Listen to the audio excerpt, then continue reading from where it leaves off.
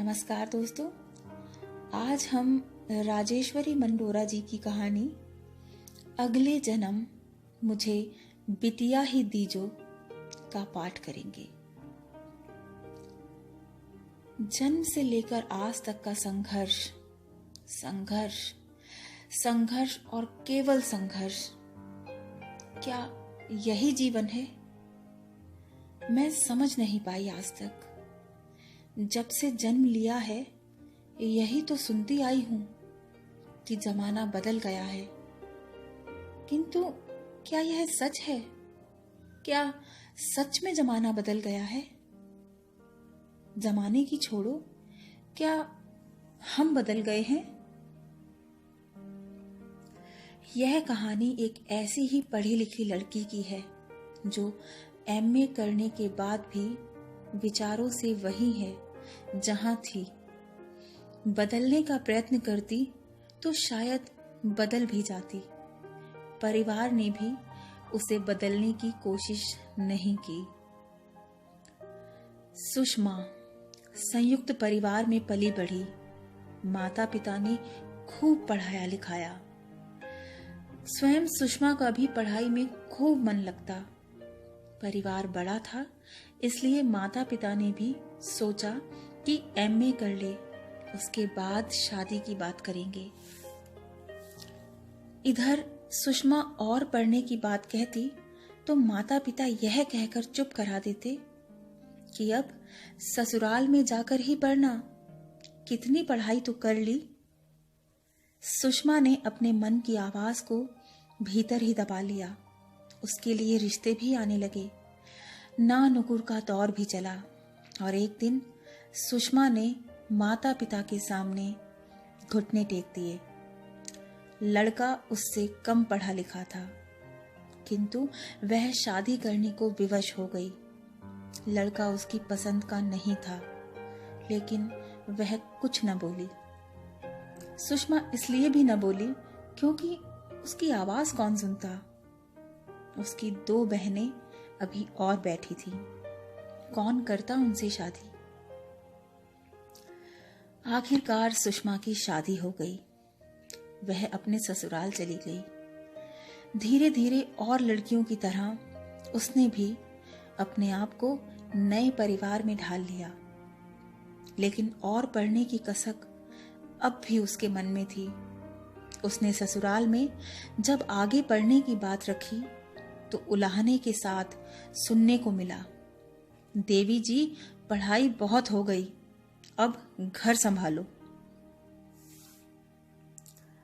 धीरे धीरे सुषमा का परिवार बढ़ने लगा। आस पड़ोस में भी सुषमा अब निकलने लगी थी। कहते हैं कि घर से बाहर निकलने पर आदमी 4 बातें सीखता ही है। ऐसा ही सुषमा के साथ भी हुआ। सुषमा ने अपनी दोस्तों के साथ उठना बैठना शुरू किया। उसकी दोस्तों को मालूम हुआ कि सुषमा बहुत पढ़ी लिखी है, लेकिन ससुराल पक्ष ने और घर के लोगों ने उसे आगे पढ़ने से रोक दिया। एक दिन मन बनाकर सुषमा ने ससुराल में अपनी सास और ससुर से कह दिया, न तो आप मुझे आगे पढ़ने देना चाह रहे हैं और न ही काम करने दे रहे हैं। मुझे आप सभी से कुछ कहना है। ससुराल पक्ष ने सोचा कि सुन लेते हैं, आखिर महारानी जी क्या कहना चाहती हैं। सुषमा ने अपने पति कैलाश की मौजूदगी में कहा, अगर मैं घर पर ही छोटे बच्चों को ट्यूशन देना शुरू कर दूं तो। सुकून की बात यह हुई कि उसकी इस बात पर किसी ने ऐतराज नहीं किया। उल्टे सास ससुर ने कहा, ये तो अच्छा है, बहू घर पर भी रहेगी और घर बैठे कुछ न कुछ कमाती भी रहेगी, लड़के का सहारा भी बनेगी। वैसे भी उनके लड़के की कमाई कोई बहुत अच्छी नहीं थी। कभी कभी सुषमा फुर्सत के पलों में सोचती, कितने सपने लिए थे जो अब कहीं हवा हो गए, और कैसे एक उड़ने वाला पक्षी घर की 4 दीवारी में ही खोकर रह गया। तो सुषमा को पढ़ाने की परमिशन मिल गई। उसे लगा जैसे उसकी सरकारी नौकरी ही लग गई हो। उसने सास ससुर के पांव छुए और इस खुशी में उन्हें चाय देकर कमरे में जाकर ट्यूशन की प्लानिंग करने लगी। सुषमा का आदमी कैलाश उसे देखता और खुश होता, पर दिल की बात नहीं कह पाता था। इधर सुषमा ने अपनी सहेलियों से बात की, जो उसे शाम को पार्क में सैर करने के दौरान मिलती थीं। सुषमा ने बताया कि मैंने बच्चों को पढ़ाने का मन बनाया है, घर वालों ने अनुमति भी दे दी है। आप चाहें तो अपने बच्चों को भेज दिया करें, बेशक बाजार से कम पैसे दे देना। सब फ्रेंड्स ने सोचा कि पढ़ी लिखी सुषमा को अंग्रेजी और मैथ्स के अलावा सब कुछ आता है, तो सबने अपने बच्चों को उसके पास पढ़ने के लिए भेजना शुरू कर दिया। इसी बीच सुषमा उम्मीद से हो गई। सुषमा की दोस्त उसे समझाती रही कि ऐसी स्थिति में ज्यादा ना सोचा करे, बच्चे पर बुरा असर पड़ता है। डॉक्टर ने भी यही सलाह दी। सुषमा के मन में चलता रहता कि पता नहीं क्या होगा, लड़का होगा या लड़की। इधर सुषमा की माँ का भी फोन आ जाता। वह कहती, खूब खाया पिया कर, अच्छी सेहत होगी तो बच्चा भी तंदुरुस्त होगा। घबरा मत, मेरा मन गवाही देता है कि राजकुमार ही आएगा, देख लेना। इधर सुषमा का प्रसव समय नजदीक आ रहा था। उसने पति कैलाश को पहले ही विश्वास में ले लिया था। सुनिए, आप मेरे साथ रहिएगा, नहीं तो मैं मर जाऊंगी। पति बार बार हिम्मत बंधाता रहा। वह डरता भी था, पता नहीं क्या हो। सुषमा ने कैलाश से यह वादा लिया कि जब डिलीवरी हो तो प्लीज मुझे सरकारी अस्पताल में न ले जाना। सुषमा ने पढ़ रखा था कि वहां कई बार असावधानियां हो जाती हैं, इसलिए डिलीवरी किसी प्राइवेट हॉस्पिटल या किसी अच्छे नर्सिंग होम में करवाई जाए। कैलाश ने आंखों में आंसू लाते हुए कहा, तेरा कहा कभी मना किया है पगली, तो किसी किस्म की चिंता ना कर। सुषमा की मां किसी दूसरे शहर में थी, आ नहीं सकती थी। दूसरे उस शहर में किसी मजहबी मामले को लेकर दंगे भी हो गए थे। कर्फ्यू लगा था। मां परेशान थी कि बेटी की जजगी के समय उन्हें उसके पास होना चाहिए, मगर भगवान को जो मंजूर, हम क्या कर सकते हैं। सुषमा की भाभी की मां उसी शहर में थी। सुषमा ने अपने पति कैलाश से कहा, प्लीज भाभी की मां को बुला दीजिए। कैलाश ने वैसा ही किया और वह अपने 2 व्हीलर पर सासू मां को बैठा लाया। सासू मां आ गईं। उन्होंने सुषमा की तकलीफ को समझा। उन्होंने सुषमा की पीठ सहलाई तो कभी उसके पांव। उन्होंने सुषमा से कहा, बेटी हिम्मत रख, भगवान है ना, सब भला करेंगे। शाम तक दर्द ज्यादा हुआ तो कैलाश ने नर्स को बुला भेजा। डॉक्टर ने चेकअप किया और कहा, घबराओ नहीं सुषमा, अच्छा सोचो। थोड़ी देर बाद सुषमा ऑपरेशन थिएटर में थी। लेडी डॉक्टर चारू मित्रा उससे बात कर रही थी। सुषमा, कहां तक पढ़ाई की है आपने? डॉक्टर, मैंने एमए किया है, इंग्लिश लिटरेचर में। डॉक्टर पूछती रही, जिसका बड़े आत्मविश्वास के साथ सुषमा जवाब देती रही। सुषमा को दर्द ज्यादा था, पर उसने जाहिर नहीं किया। डॉक्टर ने उसके पति कैलाश से कहा, सुषमा की कंडीशन ठीक नहीं है, लगता है डिलीवरी नॉर्मल नहीं हो पाएगी। आप जल्दी डिसीजन करें, ज्यादा देरी बच्चे और मां दोनों के लिए कष्टदायक होगी। कैलाश ने फॉर्म पर साइन कर दिया। नर्स चली गई। ऑपरेशन शुरू हो चुका था। खून की कमी भी आई, लेकिन सुषमा की दोस्तों के चलते कोई समस्या नहीं हुई। उसकी कई दोस्तों ने आगे बढ़कर मित्रता का फर्ज निभाया। लगातार उसकी कई दोस्त वहीं डटी रहीं। क्या पता कब जरूरत पड़ाए। इंतजार की घड़ियां खत्म हुई। तकरीबन 2 घंटे बाद सीजेरियन ऑपरेशन से करने के बाद डॉक्टर ने आकर बताया, बधाई हो, ऑपरेशन सक्सेसफुल। लक्ष्मी जी आई हैं आपके घर, सबको बधाई हो। बाहर बैठी सुषमा की सहेलियां और उसकी भाभी की सास बेहद खुश हुई। ईश्वर जो चाहता है वही होता है। सुषमा के घर आंगन में लक्ष्मी का आगमन हुआ। पहले पहल तो सुषमा दुखी हुई कि लड़की हुई है, पर जब उसकी गोद में नर्स ने एक नन्ही सी परी को रखा तो सुषमा उसे देखती रह गई। छोटे छोटे हाथ, नन्ही सी परी, जैसे आसमान से उतरी हो। वह खुशी से झूम गई।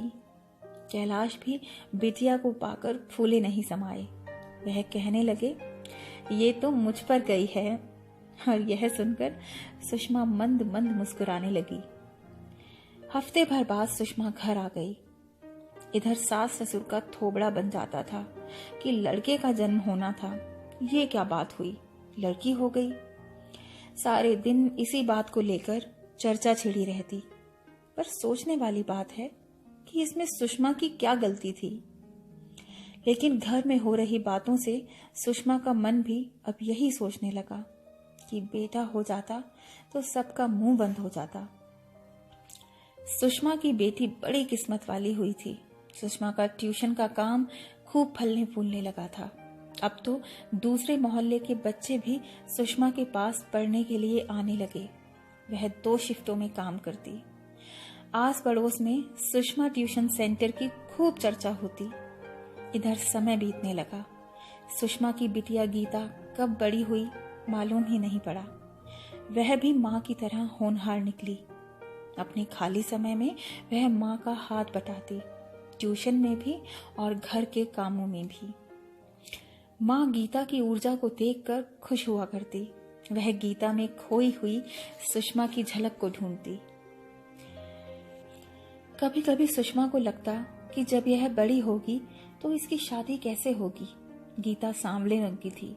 सांवले रंग की लड़कियों को बड़े ताने मिलते हैं और उनकी शादियां भी देर से होती हैं। मनपसंद लड़के भी नहीं मिल पाते। वह गीता को ब्रांडेड फेस क्रीम लगाने की सलाह देती तो गीता कहती, माँ तुम चिंता क्यों करती हो, मेरा रंग नेचुरल है। क्या भगवान श्री कृष्ण भी कोई ब्रांडेड क्रीम लगाया करते थे? माँ हमेशा अपनी इस विदुषी बिटिया गीता के सामने निरुत्तर हो जाती। लेकिन वह सोचती, पता नहीं क्या लिखा है इसकी किस्मत में। इधर सुषमा की दोस्त उसे समझाती कि तुम ज्यादा क्रीम के चक्कर में न पड़ो। दुनिया योग्यता को पूछती है और गीता तो तुमसे भी ज्यादा होशियार है। यह डायलॉग सुनकर गीता सुषमा को कहती, माँ चिढ़ना मत। और सुषमा हंस देती। समय तेजी से निकलता जा रहा था। इसी बीच सुषमा फिर से प्रेग्नेंट हो गई। खुशियों का संसार फिर से महकने चहकने लगा। इस बार भगवान ने उसके सास ससुर की मुराद पूरी कर दी। घर में बेटे ने जन्म लिया। सास ससुर ने दिल खोलकर खुशियां मनाई। सुषमा सोचने लगी, ये कैसा समाज है हमारा, जहां काले गोरे और लड़के लड़कियों में भेद किया जाता है। बेटी के होने में कितने लोग हैं जो खुशियां मनाते हैं। सबको बेटे की चाह है। बेटा हो जाए तो ऐसे लगता है जैसे कोई नोबेल पुरस्कार या सीधे ऑस्कर ही झोली में गिर गया हो। समय गुजरता गया। गीता का एडमिशन दिल्ली के एक बढ़िया और मशहूर कॉलेज में हो गया। क्या इंग्लिश बोलती है। सुषमा को तो लगता है कि अगर कोई न्यूज चैनल ज्वाइन कर ले तो अच्छे अच्छे न्यूज पढ़ना भूल जाएं। कब कॉलेज पूरा हुआ, कब डिग्री मिली और कब गीता ने MBA कर लिया, पता ही न चला। गीता की माँ अक्सर उसके लिए चिंतित रहती कि कोई समझदार लड़का मिल जाए तो चट मंगनी और पट ब्याह कर दे। लेकिन गीता के सांवले रंग को देखकर बात बिगड़ जाती। उसकी योग्यता को कोई न देखता। इसी चक्कर में कई वर्ष बीत गए। लेकिन गीता की जॉब शानदार चल रही थी। शादी की बात को लेकर कई बार सुषमा और गीता में झगड़ा भी हो जाता तो कैलाश समझाता, ऐसे न लड़ा करो, तुम तो लड़ती भी ऐसे हो जैसे एकता कपूर का सीरियल चल रहा हो। दोनों पिता की बातें सुनकर चुप हो जाती और खिलखिलाकर हंसने लगती। कई बार गीता इतना अपसेट हो जाती, सोचती कि इस नरक से कहीं निकल जाऊं, कहीं भाग जाऊं, जहां योग्यता उसके रंग के सामने कुछ भी नहीं। किसी तरह जब सुषमा को गीता के ऐसे ख्यालों के बारे में जानकारी मिली तो वह उसे लेकर सतर्क रहने लगी। एक दिन छुट्टी वाले दिन जब गीता तैयार होकर बाहर जाने लगी तो सुषमा ने टोक ही दिया, कहाँ चली? कुछ काम है, अब मैं कहीं जाऊं भी ना। माँ, ये क्या बात हुई? गीता ने तैश में आकर कहा। गीता चली गई। सुबह की गई शाम होने को आई, पर गीता का कहीं अता पता नहीं था। इस बात को 5 दिन हो आए थे। कोई पूछता तो सुषमा कह देती कि ऑफिस की तरफ से मनाली गई है किसी ऑफिशियल मीटिंग में। लगातार पेरेंट्स गीता के दोस्तों को फोन करके पता कर रहे थे, लेकिन अब तक गीता की कोई खबर नहीं थी। सुषमा किचन में काम कर रही थी, तभी घर का लैंडलाइन बज उठा। सुषमा की मित्र सुलक्षणा का फोन था। उसने बताया कि मेरे बेटे ने तुम्हारी बेटी गीता की कोर्ट मैरिज का मेमोरेंडम यहाँ नोटिस बोर्ड पर लगा देखा है। 5 दिन पहले यह कोर्ट मैरिज हुई है। सुनते ही सुषमा को चक्कर आ गए। उसे लगा कि कहीं वह गिर न जाए। वह गिरने को ही थी कि तभी कैलाश ने उसे संभाल लिया। सुषमा ने कैलाश को सारी बातें बताई और कहा, चलिए मीणा जी के पास चलते हैं, वे हमारे पारिवारिक दोस्त भी हैं, ऐसे में वही कोई सलाह देंगे। दूसरी तरफ मीणा ने कहा, आप पुलिस स्टेशन आ जाइए, मैं कमरा नंबर 203 में बैठता हूँ। सुषमा अपने पति को लेकर वसंत कुंज थाने जा पहुंची। थाने में बड़ी गहमा गहमी थी। कहीं पिटाई चल रही थी तो कहीं किसी मामले को लेकर थाने के अपने ही लोग जोर आजमाइश में लगे थे। ये इंस्पेक्टर मीणा कहाँ बैठते हैं? थाने में घुसते ही सुषमा ने एक पुलिसकर्मी से पूछा। आप सीढ़ियों से ऊपर चले जाइए, कमरा नंबर 203 में माल खाने के बगल में बैठते हैं। सुषमा हांफती हुई पति कैलाश के साथ मीणा के कमरे को खोजते हुए आगे बढ़ गई। कमरा नंबर 203 के बाहर काफी भीड़ थी। कई लोग बैठे थे। एक पुलिसकर्मी ने कमरे में घुसने से पहले कहा, रुकिए, मुझे इंस्पेक्टर मीणा ने बुलाया है। आप बैठिए, मैं पूछ कर आता हूं। 10 मिनट बाद सुषमा और कैलाश इंस्पेक्टर मीणा के सामने थे। उन्होंने मीणा को पूरा मामला बताया। तो अब आप लोगों ने क्या करने का सोचा है? इंस्पेक्टर मीणा ने पूछा। आप ही बताएं इंस्पेक्टर, क्या किया जा सकता है? देखिए, आप घबराइए नहीं, एक ना एक दिन तो शादी करनी ही थी, इंस्पेक्टर ने कहा और उन दोनों के लिए चाय मंगवाई। लेकिन सुषमा और कैलाश का मन चाय में नहीं था। इसी बीच इंस्पेक्टर ने गुरुग्राम के थाने में फोन मिलाया और लड़के की डिटेल्स स्थानीय थाने को साझा की। सभी ने बैठकर कुछ देर इंतजार किया। गुरुग्राम थाने से आखिरकार फोन आया और बताया, तहकीकात की गई है, लड़का बालिग है और मल्टीनेशनल कंपनी में नॉर्थ इंडिया का मार्केटिंग हेड है। अच्छा वेतन है। उसके पेरेंट्स बंगलौर में रहते हैं। अपने पिता का इकलौता बेटा है और गुरुग्राम में उसका अपना घर भी है। इंस्पेक्टर ने समझाया कि लड़के के डिटेल्स आ गए हैं, घर अच्छा है। सुषमा जी, कई बार मन को मारना पड़ता है, आप इस बात को समझिए। तेजी से घटनाक्रम सुषमा की आंखों के सामने घूम गया।